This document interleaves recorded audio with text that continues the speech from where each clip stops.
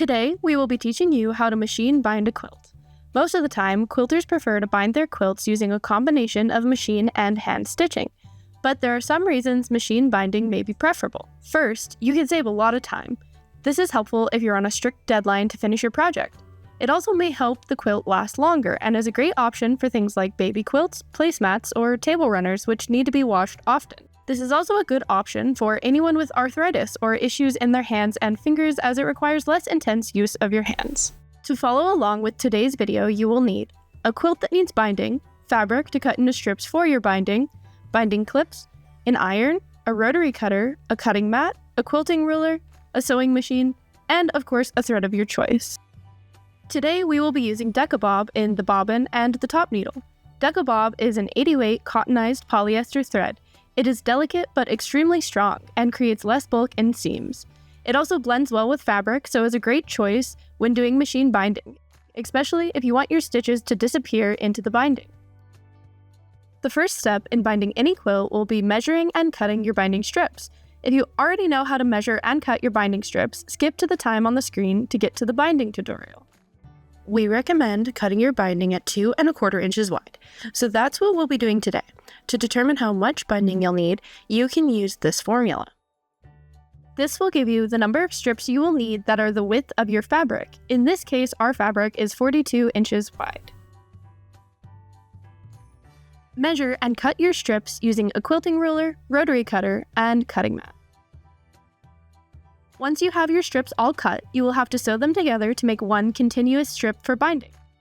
Be sure to sew the strips together at a 90-degree angle. Place your strips at a 90-degree angle as shown, then sew along a diagonal.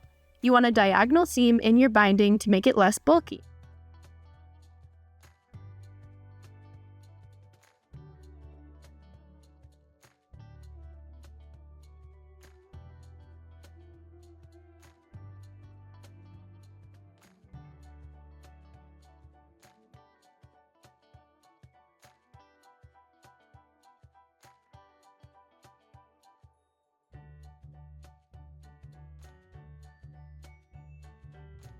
After you're done attaching all of your strips of binding to one another, you're going to want to cut off the excess fabric at each seam. Again, you can use your rotary cutter, cutting mat, and quilting ruler.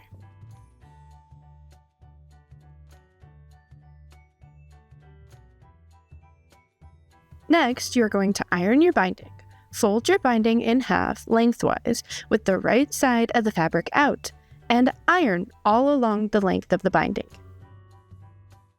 Also, be sure to iron each seam where you've attached the binding strips together, again to lessen the bulk.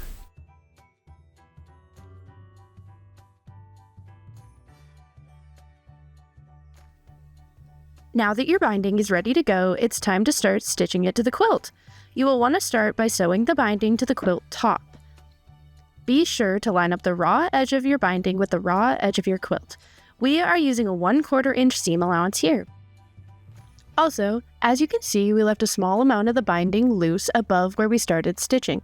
You want to leave about 5 to 6 inches loose, and this is to attach this side of the binding to the end of the binding later. You're going to sew the binding until you get close to a corner. When you get about 1/4 inches away from a corner, put your needle down and turn your quilt so you can sew a short diagonal line towards the corner of the quilt. Then backstitch back to the beginning of the diagonal line.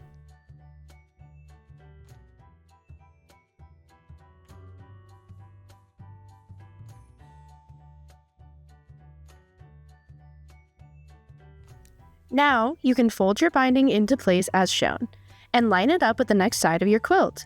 Then keep sewing as you were before, again with a 1/4 inch seam allowance.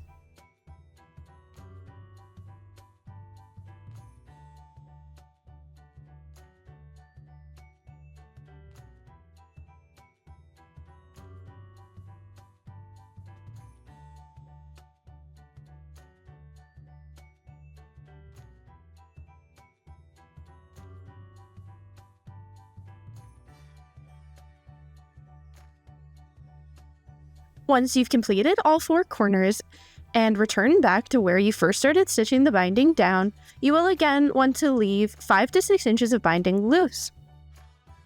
And now it's time to attach the beginning of the binding to the end of the binding. You will take the 2 loose ends and overlap them as shown, pulling them out away from the quilt. Keep in mind that you will want your overlap to be the same width as your binding. In this case, our binding is 2 1/4 inches wide, so our overlap will also be 2 1/4 inches wide. You can measure this with a ruler, then secure it in place and mark where you want to sew.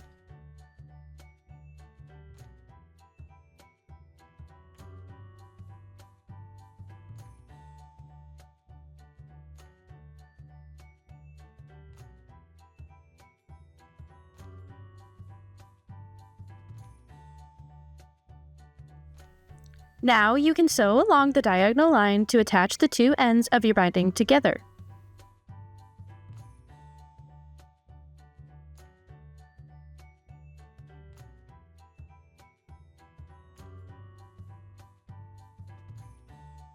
Before you cut off the excess fabric, be sure to fold your binding into place to ensure that you have measured and sewn it correctly. Once you cut off the excess, you cannot adjust the binding again.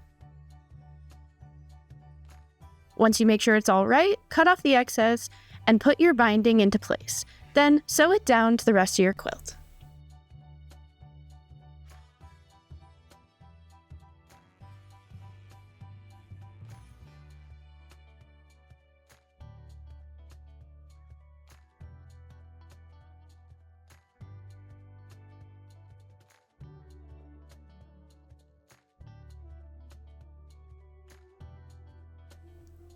Next, you're going to flip your quilt over to fold the binding over the raw edge of the quilt. Iron it down, then use your binding clips to clip it into place.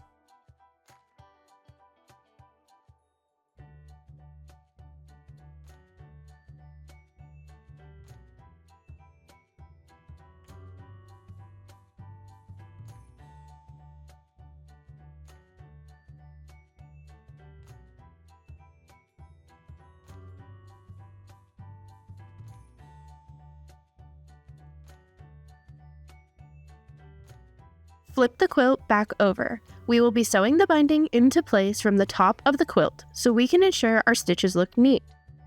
Sew along the inside of the binding.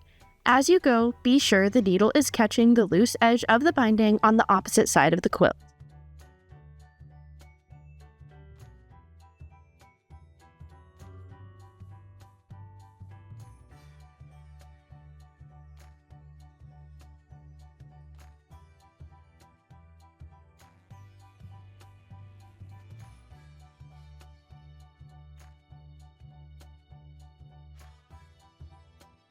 When you get to a corner, fold the corner like this, and use another binding clip to hold it in place.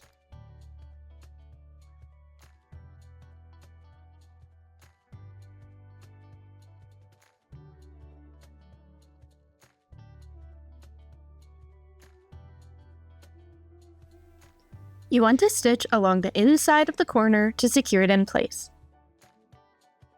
Then you can rotate your quilt and continue stitching the next side as you were before.